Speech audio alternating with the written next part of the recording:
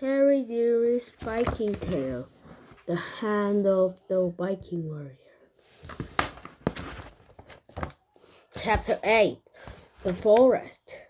Arpa felt she had land forever.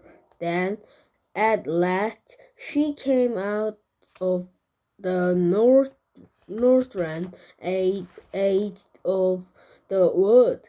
It was quiet here on the grassy plain. To the east, she could see the ocean sparkling in the morning sun. She had learned so far the Viking must be softly away by now. She trod weary down through the coast. A westerly breeze was blowing at her back. She saw it filling the sail of a Viking ship as it headed back to Greenland.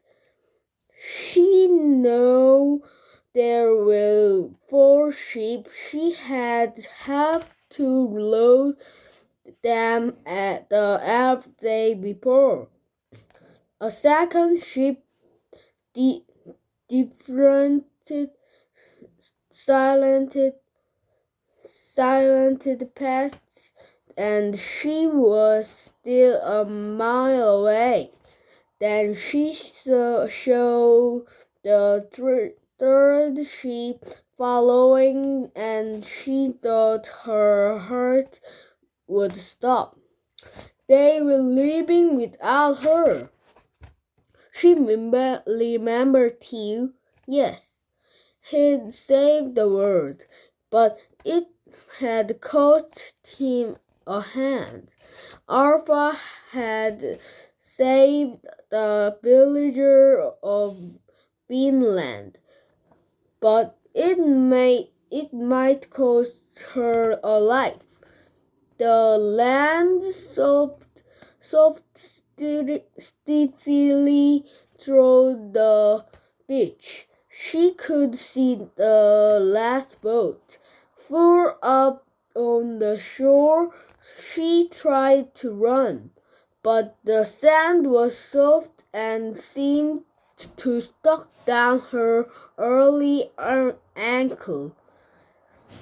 Well, the sea laughed at the sand. It was firmer. Arpa splashed through a cool water. She raised her hand and saw the sail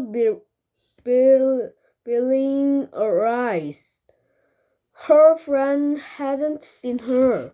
"Wait!" she screamed. The sail stopped, then began to lower.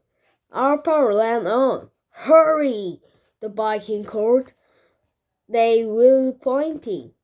The girl looked over her shoulder. The squalling boy had reached the shore. He was running after her. He was stronger than she was. He was catching her. Suddenly, a cloud of arrows rose from the Viking boat, sailed over Arpa's hand, and sank into the sand around the boy. The native stopped.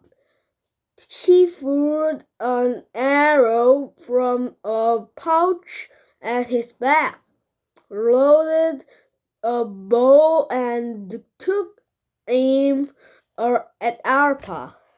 She watched the single arrow lace toward her, and she dived into the shallow water.